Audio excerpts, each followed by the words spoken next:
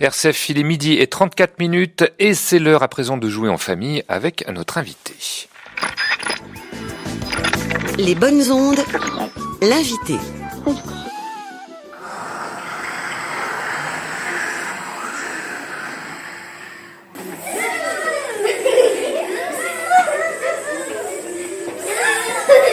Voilà, alors vous n'avez pas l'image, mais sur la vidéo, on voit 4 jeunes enfants en train d'imiter les griffes d'un chat ou de mimer un moustique pour se piquer en rigolant. Ce jeu, il fait partie des activités proposées par Sacha, 5 initiales pour désigner la structure d'accompagnement pour la surdité et les handicaps associés.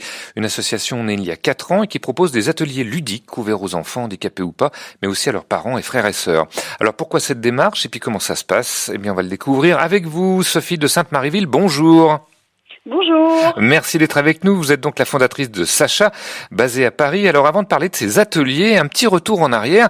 Sacha, c'est le nom de votre association et c'est pas par hasard puisque c'est le nom ou plutôt le diminutif de votre fille. Racontez-nous, Sophie. Oui, ma fille s'appelle Alexandra, elle est née en Russie et en Russie, Sacha n'est pas un prénom mais le diminutif du prénom Alexandre et Alexandra. Donc voilà, nous avons adopté notre fille il y a maintenant 7 ans en Russie et avons découvert à notre retour en France que Sacha a été sourde. Et du coup, a commencé pour nous un parcours du combattant qui aujourd'hui est un peu derrière nous entre guillemets parce qu'on n'est jamais, on n'est jamais tranquille quand on a un enfant différent. Et alors à partir de là, comment est-ce que vous en êtes venu justement à créer votre association? À force de croiser des parents dont l'agenda est hyper blindé et dont j'ai fait partie longtemps, et on se rend compte qu'on n'est plus vraiment des parents, on est des chauffeurs, on est des kinés, on est des orthophonistes, des ergothérapeutes, des enseignants, tout ce qu'on veut sauf parents. On ne souffle plus, on ne joue pas notre rôle de parent et notre enfant, lui, il est privé d'une partie de son enfance et de l'enfance à laquelle il a droit. Donc j'ai voulu offrir l'opportunité à tous ces enfants, à toutes ces familles, en fin de compte, de partager des ateliers. En me disant au moins ces moments-là, ce sera des moments pour eux, des moments de joie qu'ils partageront ensemble, qu'ils ramèneront à la maison et qui leur feront des souvenirs un peu plus lumineux que tout ce qu'on doit reprendre et tout ce dont on les prive. Voilà, prendre le temps de se retrouver en famille, entre soi. C'est vraiment l'objectif de votre association. Alors vous avez lancé ces ateliers ludiques tout récemment. À qui ça s'adresse? Ça s'adresse aux enfants sourds ou pas seulement? Pas seulement, à tous les enfants handicapés, quel que soit le handicap, à leurs familles, à leurs frères et sœurs, mais également aux enfants qui ne portent pas du tout de handicap. L'idée, c'est d'aider à l'inclusion de tout ce petit monde, que tout ce petit monde se mélange et s'amuse ensemble. Alors, ce qui est important, c'est que vous l'avez étendu, vous l'avez dit aux frères et sœurs. Pourquoi eux également? En quoi pour vous ça vous semblait vraiment important?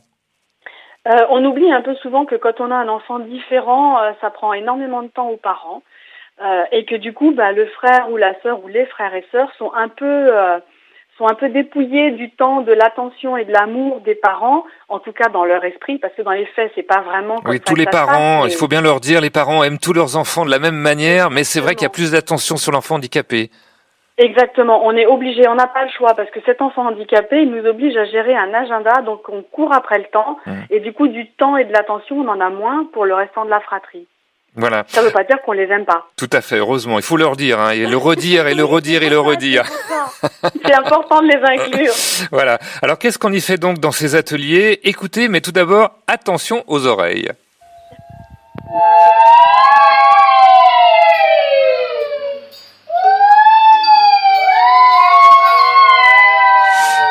Voilà, le bruit des sirènes, alors on se rassure, c'est pas l'alarme incendie qui vient de se déclencher, ce sont des enfants qui se mettent donc à crier. Pourquoi ce bruit dans cet atelier? C'est pour que les enfants sourds puissent tout de même entendre quelque chose, Sophie de Sainte-Marieville, parce que le niveau sonore est quand même assez élevé. Non, pas du tout. En fait, les enfants se lâchent complètement, donc le niveau sonore est très élevé parce qu'un enfant n'a pas de limite. Oui. Et du coup, non, c'est plutôt du travail sur le vibratoire. Mais le vibratoire, quand il sort à fond, quoi. Et ça, c'est un atelier de musicothérapie, en fait. Voilà, un atelier de musicothérapie, donc pour ces enfants sourds ou handicapés et avec d'autres enfants qui ne sont pas handicapés. Alors, voilà. Ces activités, il y a aussi des ateliers Montessori pour les 3-5 ans et 6-8 ans, des ateliers contes et théâtre pour libérer l'imagination. Et j'ai vu également dans votre plaquette de présentation des ateliers de lecture participative sur le bonheur. En quoi ça consiste, Sophie? On se fait l'intégrale des aventures de Oui Oui? Ah, pas du tout, pas du tout. Alors ça, c'est un partenariat avec la Panda Family, Oui. qui est créatrice d'une collection sur le bonheur, justement, sur l'art, tous les jours, de cultiver 5 minutes, 10 minutes de bonheur. Par exemple, c'est chaque soir se poser 5-10 minutes et puis essayer de se revisionner dans la journée ce qu'il y a eu de positif.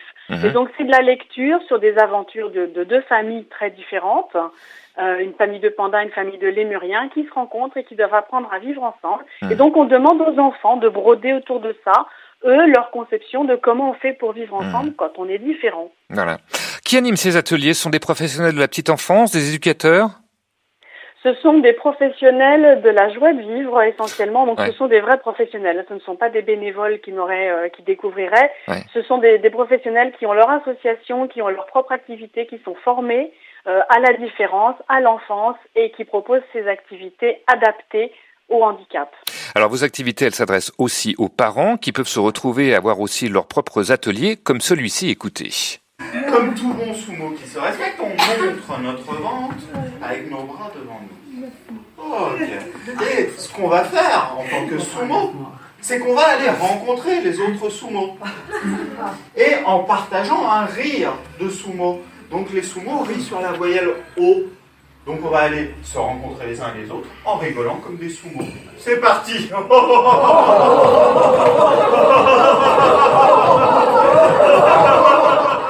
Voilà, des sumo rigolos. Et en plus, ça rime. Faire comme si on était un sumo et se balader avec sa corpulence à la rencontre des autres. Alors, c'est l'un des exercices proposés aux parents, hein, Sophie de Sainte-Marie-Ville. Ça sera inscrit dans quel cadre? C'est pas une découverte de la culture asiatique, on est bien d'accord? Non, pas du tout. C'est du yoga du rire, en fait. Oui. C'est une technique de jeu, d'activité, de partage à nouveau, ludique, et puis de travail sur le diaphragme, de regard. Ce sont vraiment des mini-sketchs, des mini-mises en scène où les gens sont complètement pris au dépourvu et doivent avoir des attitudes comme le sumo et partager ça avec d'autres en face. Donc ça génère des éclats de rire, des fous rires. Ça, on l'a entendu. Vraiment, et c'est lâcher prise. Lâcher prise. Et quand on est parent d'un enfant handicapé, ça fait du bien. Oh que oui. Oui. Oh que oui. Oui, ouais. Et puis c'est des ateliers. C'est très important. C'est très important. Et puis ça permet aussi aux parents d'avoir leur petit moment aussi à eux pendant que leurs enfants sont occupés. Voilà, exactement. Exactement. Et puis au moins, ça permet à ces gens de se rencontrer parce que en fait, ces parents n'ont pas forcément souvent l'occasion de se rencontrer, de partager des choses rigolotes et de créer du lien aussi. Voilà, c'est un des objectifs aussi de votre association, créer des liens, créer un réseau de parents pour s'échanger des conseils, des astuces, j'imagine, parce qu'on en a toujours besoin quand on est parent. Voilà, et puis du soutien, surtout du soutien moral. Parfois, on a une petite baisse, un petit coup de spleen, ça fait du bien de se rencontrer pendant les ateliers, de discuter, de pouvoir justement après se dire j'ai pas un moral top, je vais appeler machin et on va aller ensemble à l'atelier puis ça va nous faire du bien. Alors depuis la création de votre association, vous avez lancé 4 ateliers à raison d'un par mois dans une ancienne école du 12e arrondissement. Oui. C'est tout récent. Et puis vous n'en êtes pas resté là puisque vous intervenez aussi en milieu scolaire dans une école du 11e arrondissement pour sensibiliser au handicap. De quelle manière? Comment ça se passe? C'est vous-même qui intervenez, Sophie de Sainte-Marie-Ville? Oui, alors là j'interviens avec quelqu'un qui est réputé sur le sujet qui s'appelle l'ADAPT. C'est une association qui existe depuis très longtemps, qui est plus versée sur le sujet de l'inclusion professionnelle, mais qui commence à travailler sur l'enfance également. Alors ça se divise en 2 temps, une session de sensibilisation au handicap. Ça dure à peu près 2 heures. Et on intervient dans une classe, on demande aux enfants un petit peu ce qu'ils savent sur le handicap, comme ça. Donc on les laisse s'exprimer. On répond à leurs questions, on complète leurs informations, on leur demande ensuite un petit peu comment ils pensent que les personnes handicapées compensent leur handicap, quels sont les moyens qu'ils ont à leur disposition pour essayer, entre guillemets, d'aller mieux. Donc on fait ça, on en parle avec des mots qui leur parlent à eux évidemment, donc avec des mots d'enfants. Et puis ensuite on les met dans des ateliers, des situations pratiques. Donc là, en fonction de ce que l'école nous demande ou pas, soit c'est générique et alors on fait un atelier fauteuil roulant, un atelier canne blanche, un atelier handicap cognitif et un atelier langue des signes. Et ça marche C'est-à-dire bien, d'avoir je veux dire, les résultats Ça sont... marche très bien. Les enfants... Ça marche. Les enfants participent énormément, ils adorent. Hmm. Et ils sont beaucoup plus réceptifs, ils ont beaucoup plus de questions qu'on ne pourrait le croire. Ils sont vraiment juste extraordinaires, les enfants. Voilà, parce qu'ils se posent des questions, hein, il faut bien le dire. Hein, ils se posent des questions et ils n'ont pas toujours les réponses. Et vous essayez de les apporter. Alors Sophie de Sainte-Maryville, pour en revenir à ces ateliers, il faut préciser qu'ils sont tous gratuits, à condition d'être adhérent à l'association pour 25 € de cotisation par an, et que vous n'êtes pas isolé dans votre démarche, puisque votre association est membre notamment de la CDAPH, la Commission des droits et de l'autonomie des personnes handicapées, à la Maison départementale des personnes handicapées de Paris. Vous êtes membre aussi de l'association des parents d'élèves, FCPE. Enfin bon, vous avez pas mal de réseaux dans vos activités. Si on veut rejoindre vos rangs, il y a une adresse assosacha.wordpress.com qu'on pourra retrouver sur notre site internet. Une toute dernière question tout de même avant de se quitter, Sophie de Sainte-Maryville. Pourquoi au fond vous faites tout ça? Parce que en tant que parent d'enfants handicapés, vous auriez pu dire stop, hein, mon enfant m'occupe suffisamment, j'arrête et puis je pense un petit peu à moi et puis surtout à ma santé. Pourquoi cet engagement finalement? Finalement, parce que nos enfants différents fournissent une somme d'efforts incommensurable pour rester au même niveau que les enfants lambda qui n'ont pas de handicap, que c'est difficile pour eux, que c'est difficile pour les parents, que ces enfants sont juste magnifiques et on peut pas les laisser juste continuer à n'avoir qu'un agenda thérapeutique. Il faut aussi leur rappeler et les aider à se rappeler qu'ils sont des enfants et qu'ils ont besoin de rire, ils ont besoin de se lâcher, ils ont besoin de faire des choses différentes. Voilà. Ils sont trop beaux, on peut pas les laisser comme ça. On peut pas les laisser comme ça. D'où votre association, dont je rappelle encore une fois l'adresse assosacha.wordpress.com. C'est un peu compliqué, mais vous le retrouverez sur le site des Bonnes Ondes, sur notre site rcf.fr. Un grand merci, Sophie de Sainte-Maryville, d'avoir été avec nous. Vous recrutez toujours des gens, hein. Pour l'instant, vous êtes une petite vingtaine, ça démarre tout juste. Donc, les candidatures sont ouvertes pour adhérer à votre association. Merci encore une fois d'avoir été avec nous.